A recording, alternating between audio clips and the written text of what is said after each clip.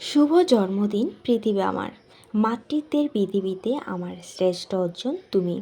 তোমাকে পেয়ে মাতৃত্ব আজ ঠান্ডা শীতল অনুভূতি প্রবহমান, যা পৃথিবীর সবচেয়ে বড় পাওয়া।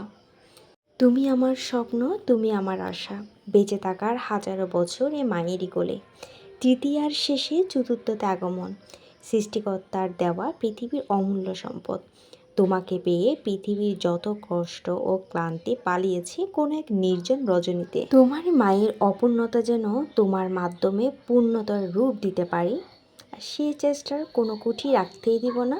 তোমার মা তোমার প্রতিটা স্বপ্ন পূরণের জন্য তোমার পাশে বন্ধুর মতো হয়ে থাকবে।